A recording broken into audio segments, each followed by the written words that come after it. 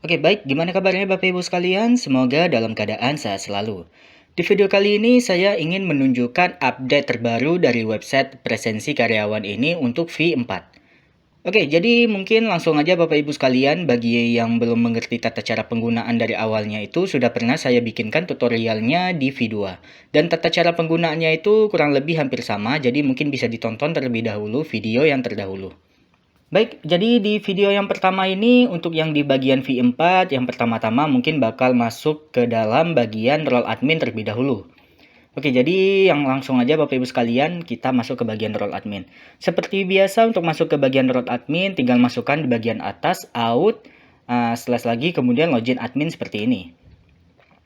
Nah, di sini tinggal dimasukkan aja Bapak Ibu sekalian username dan juga passwordnya. Maaf Bapak Ibu sekalian. Oke, baik. Jadi untuk tampilan menunya itu masih sama kurang lebih Bapak Ibu sekalian. Tapi di sini mungkin ada beberapa update yang perlu saya sampaikan.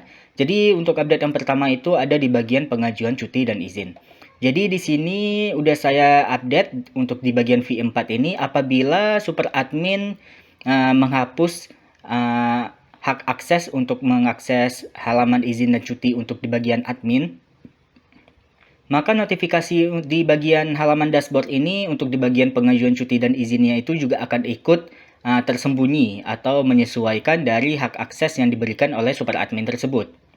Jadi apabila Bapak Ibu ketika login tetapi di bagian pengajuan cuti dan izin di bagian dashboard ini tidak muncul, mungkin bisa ditanyakan kepada super adminnya. Apakah admin sekolah itu boleh ngakses nggak untuk di bagian pengajuan cuti dan izinnya. Kemudian untuk update yang kedua itu ada di bagian menu master data, kemudian di bagian pegawai atau user. Jadi di sini Bapak Ibu sekalian, untuk di bagian usernya itu sendiri sudah ada menu untuk absen lebih dari 1 titik ya Bapak Ibu sekalian. Tapi untuk absen siapa saja yang boleh absen lebih dari 1 titik itu bisa ditentukan dari super admin. Jadi mungkin bisa dikontak aja super adminnya Bapak Ibu sekalian dan bisa konfirmasi kembali posisi mana saja yang boleh melakukan absensi lebih dari 1 lokasi. Untuk di bagian contoh ini, yang pertama itu yang sudah saya setel merupakan posisi dari kepala sekolah. Jadi di sini mungkin kita tambahkan aja data terbarunya. Di sini saya nginput ngasal aja ya Bapak Ibu sekalian. Kepala. Nah, seperti ini Bapak Ibu sekalian, apabila dipilih posisinya kepala sekolah, maka dia akan bisa menampilkan beberapa lokasi kerja seperti ini. Jadi yang pertama itu ada lokasi kerja utama, kemudian apabila ingin menambahkan lokasi kedua, tinggal diklik aja lokasi lain. Nah, di sini bisa ditambahkan lokasi keduanya. Sedangkan untuk posisi yang lain, karena di sini belum diberikan akses oleh super admin, maka dia tidak bisa memilih lebih dari 1 posisi. Kemudian untuk posisinya itu sendiri, di mana aturnya Bapak Ibu sekalian itu bisa diatur di bagian lokasi. Nah, lokasi ini nanti apabila ada titik kedua, ketiga, dan keempat itu bisa ditambahkan lokasi titik yang terbarunya. Kemudian tadi kan untuk yang ditambah, itu berlaku juga untuk di bagian edit. Apabila nanti ingin menambahkan lebih dari 2 posisi, itu bisa diedit aja untuk posisi guru tersebut. Jadi bisa dipilih posisi, di sini saya contohkan aja. Jadi di posisi ini bisa dipilih kepala sekolah, jadi dia nanti bisa tambahkan posisi yang kedua atau ketiganya juga. Oke, jadi itu dia Bapak Ibu sekalian cara pemilihan posisinya. Dan ketika si pegawai atau karyawan itu sudah memiliki posisi lebih dari 1, maka dia otomatis bisa absen lebih dari 1 lokasi ya Bapak Ibu sekalian. Jadi nanti dia bisa absen berdasarkan lokasi pertama dan juga lokasi keduanya. Selanjutnya kita masih di bagian pegawai atau user. Jadi di sini juga sudah ada menu status aktif dan nonaktif Bapak Ibu sekalian. Nah, ini fungsinya untuk apa? Jadi apabila nanti ada karyawan Bapak Ibu atau guru atau tendik yang sudah tidak aktif, itu nanti mungkin bisa dipilih saja nonaktif dan dia nanti ketika di bagian rekap absensinya itu tidak akan muncul namanya. Jadi itulah fungsinya dari status. Apabila statusnya aktif, maka dia akan tampil di bagian presensi, sedangkan jika dipilih nonaktif, maka dia tidak akan tampil. Jadi datanya jangan dihapus ya Bapak Ibu, lebih baik dipilih nonaktif saja. Oke, itu dia Bapak Ibu. Selanjutnya kita masuk ke tahap selanjutnya di bagian update yang selanjutnya. Untuk update selanjutnya itu ada di bagian libur nasional.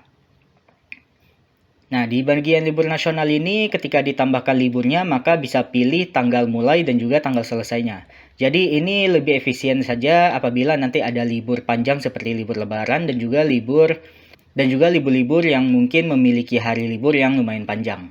Jadi bisa dipilih aja seperti ini dan bikin keterangannya mungkin libur lebaran. Nah, ini bisa disimpan saja.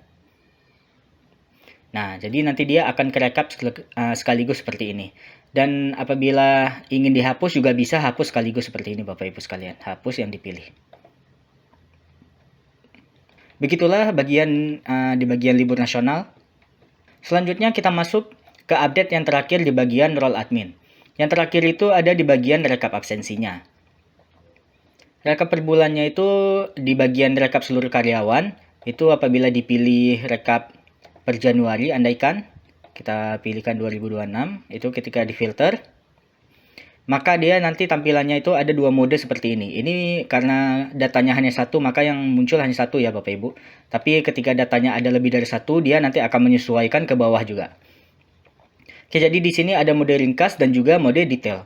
Nah, untuk mode detail itu memiliki absensi yang lama. Ini karena pegawai tidak absen, maka tampilan seperti ini. Tapi dia tampilannya itu seperti rekap presensi yang lama. Sedangkan untuk mode ringkas, dia tampilannya akan seperti ini. Jadi nanti ketika diekspor PDF, dia itu tampilannya hanya satu lembar kertas Bapak Ibu sekalian. Jadi mungkin tidak perlu terlalu banyak kertas ketika presensinya. Nah, jadi tampilannya seperti ini nanti.